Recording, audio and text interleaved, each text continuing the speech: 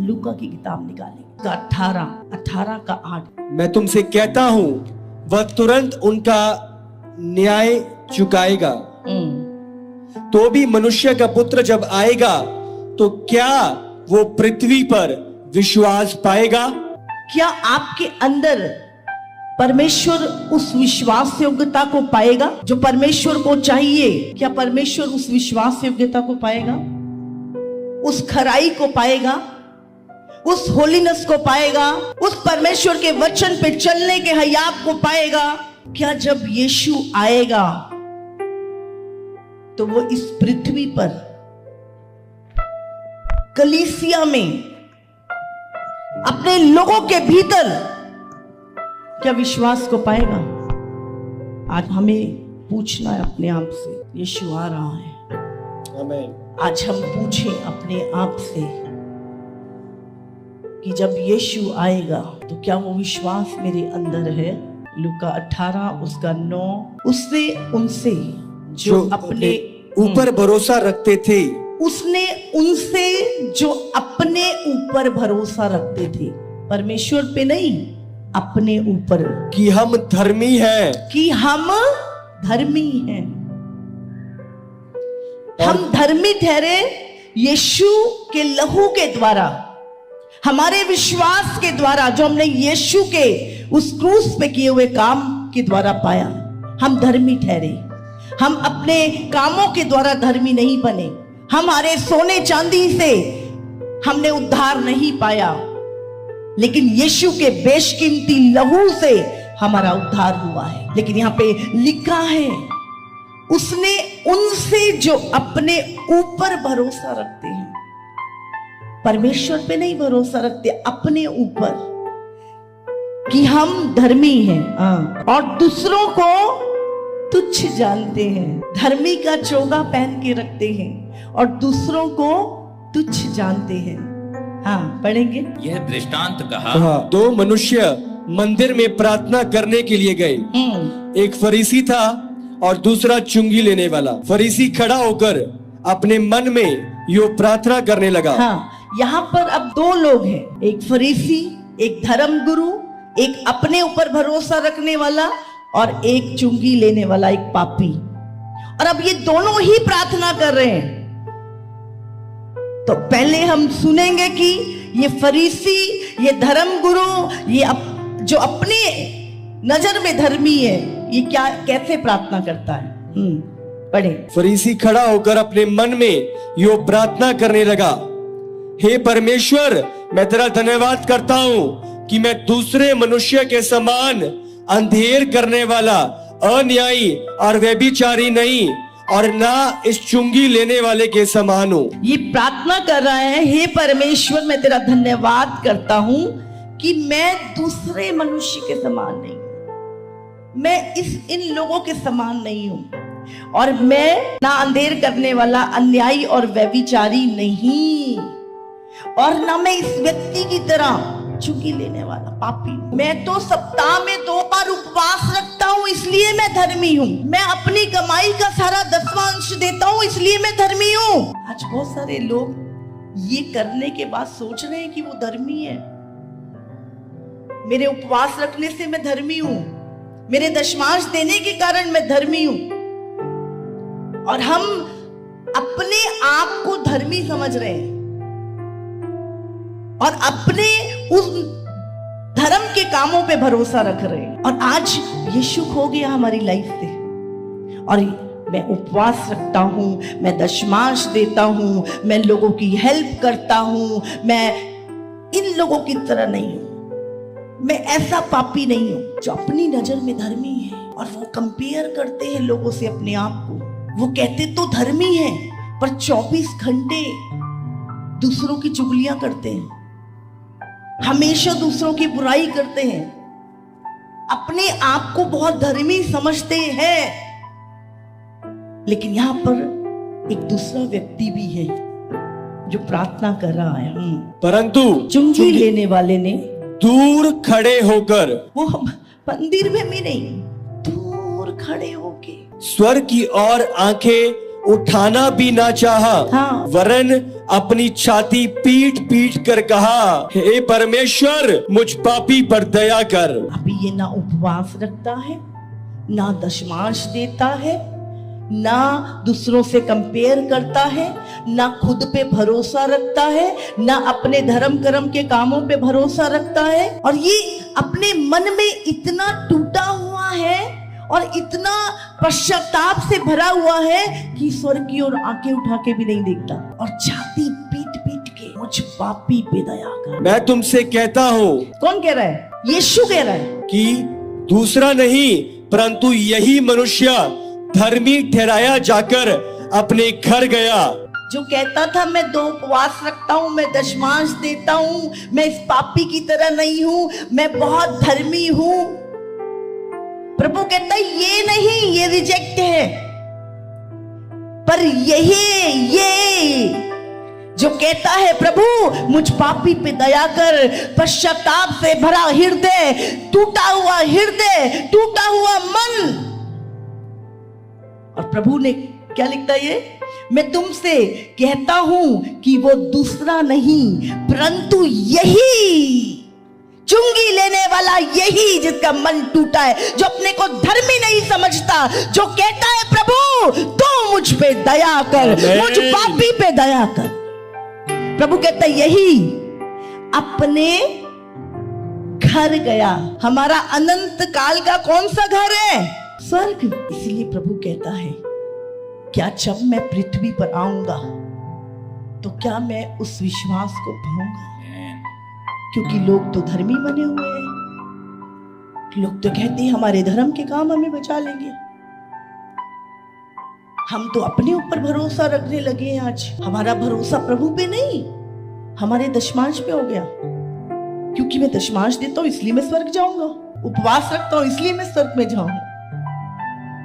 और आज वो यीशु का प्रेम खो गया, वो टूटा मन खो गया, वो आंखों से आंसू प्यार में बहने खो गए। 2 कुरिन्थियों 10:18।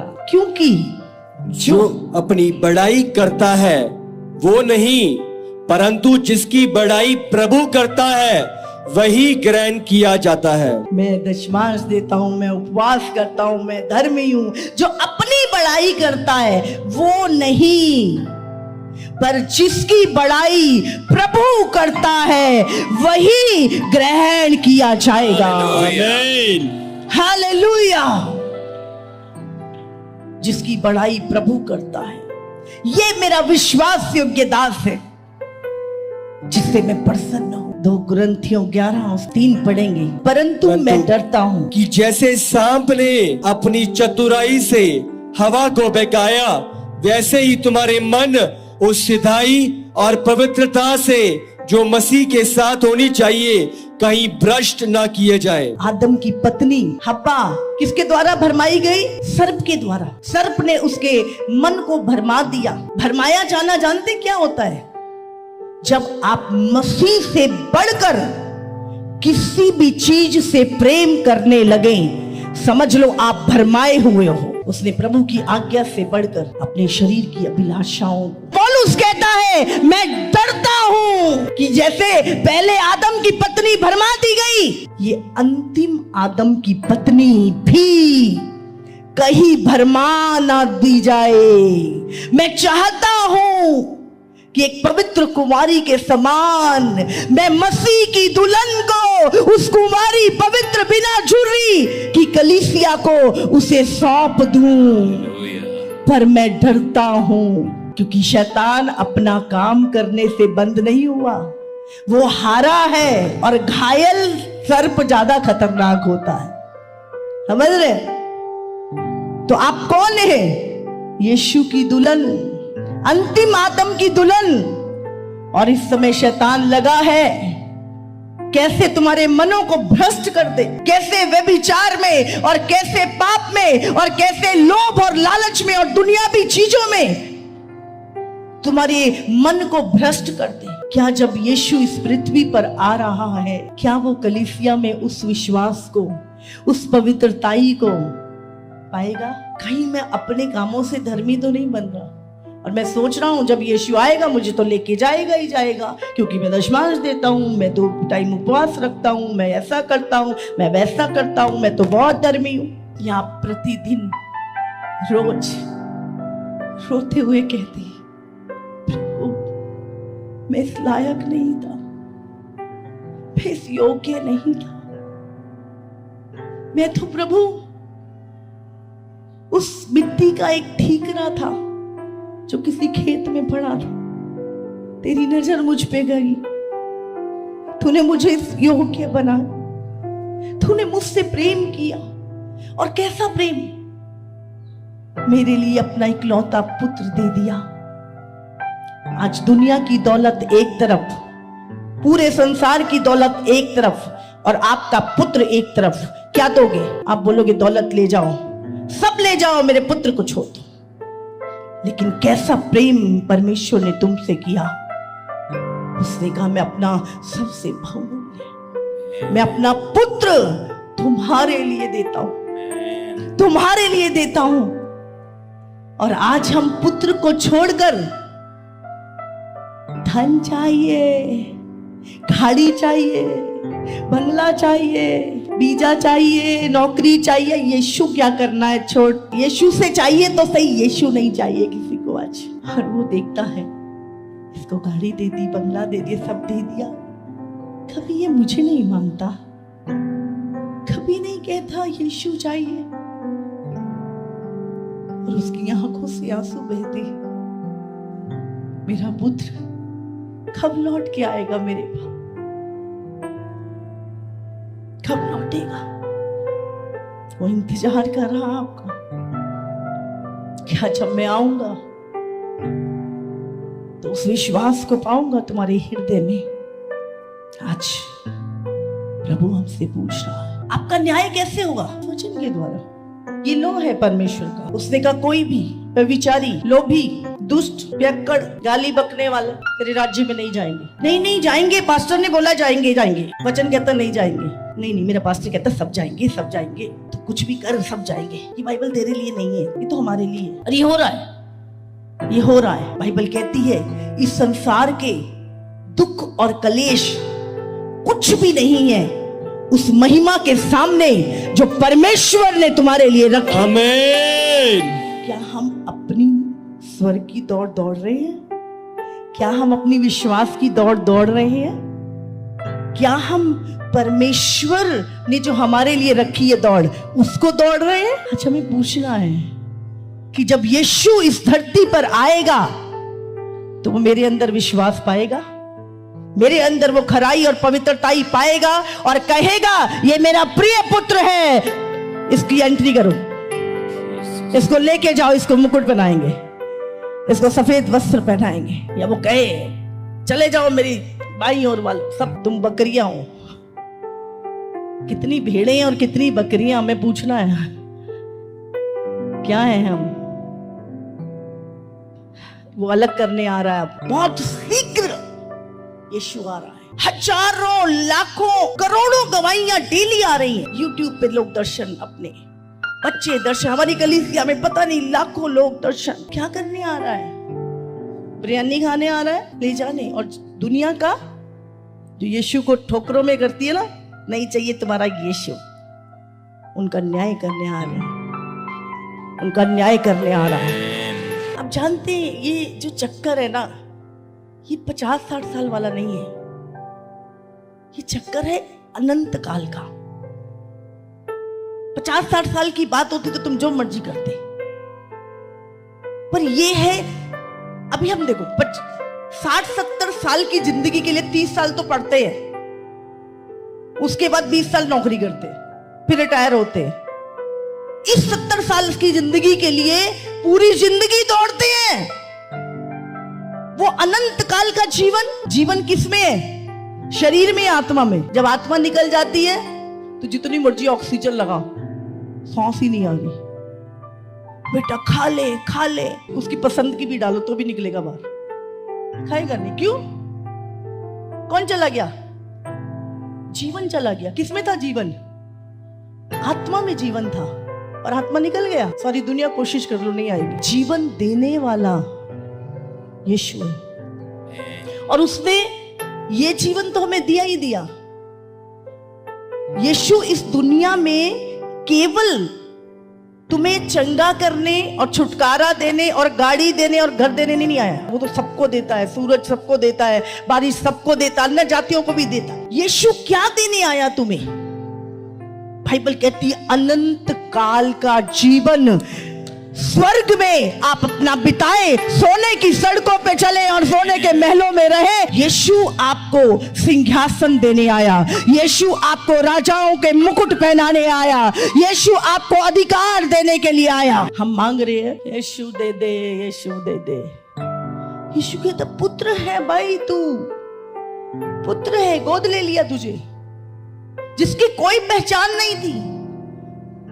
हम सब व्यभिचार की संतान थे, आप जानते हैं, जिनका कोई बाप ही नहीं था। परमेश्वर की संतान हो, लेकिन अभी जानते नहीं कि तुम स्वर्ग में क्या कुछ होगे। पर मैं तुम्हें बताता हूं, तुम यीशु के समान होगे। Hallelujah, hallelujah. जो रूप यूहन्ना ने देखा स्वर्ग में यीशु का, तुम वैसा ही रूप पाओगे यीशु मसीह के नाम से। आमीन। तुम यीशु के समान होगे। लेकिन कब? जब यीशु ने अपने पिता की मर्जी को इस दुनिया में पूरा किया। और तुम भी परमेश्वर के वो पहलौठा था। तुम छोटे हो, हाँ? तुम छोटे पुत्र हो। चाहिए बड़ा प्रतिफल तो तैयार रहो। संसार तुम्हारी निंदा करे, बुरी बुरी बातें बोले, कुछ भी बोले, चिंता मत करो, बड़े प्रतिफल के लिए तैयार रहो। कुड़कुड़ाओ मत, बोलो मत ये क्या बोल रहा है क्या नहीं। बोले बोले बोल बोल और बोल और बोल और बोल और सता मुझे, मेरा प्रतिफल बड़ा हो रहा है। अब जानते हैं एंटी क्राइस्ट की आत्मा किसको बोलते हैं? एंटी क्राइस्ट का काम क्या है? प्रभु के वचन के जो विरोध में चलता है वो एंटी क्राइस्ट की आत्मा है। और बहुतों में हो सकती है। सिर्फ विश्वास करके बपतिस्मा ले लेने से काम नहीं चलेगा। अंत तक विश्वास की अच्छी कुश्ती लड़ और अपनी दौड़ को पूरा कर। हालेलुया। हालेलुया। जब कोई तुम्हें देखे तो उसे यीशु दिखे, उसे यीशु दिखे। तुम्हारे हृदय में यीशु दिखे, तुम्हारे चाल चलन में यीशु दिखे, तुम्हारी बातों में यीशु दिखे, तुम्हारी हर चीज में यीशु दिखे। रोज मैं किस दौड़ में दौड़ रहा हूं? क्या आज यीशु आएगा तो मैं जा रहा हूं यीशु के साथ? चेक करो अपने आप को। मैं दशमाश देता हूं, मैं उपवास रखता हूं, मैं ये करता हूं, नहीं नहीं नहीं नहीं। यीशु है हृदय में, प्यार से भरा है हृदय यीशु के लिए। दूसरों को तुच्छ, अपने को धर्मी समझते हैं हम। चेक करें, क्या पापी के लिए भी प्रेम उमड़ता है? यीशु का तो उमड़ता है। यीशु का हृदय तो पापियों के लिए उमड़ता है, उन्हें बचाने के लिए उमड़ता है। क्या हमारा उमड़ता है दोष लगाने के लिए? इसीलिए यीशु जैसा हार्ट, यीशु जैसा प्रेम। हालेलुया।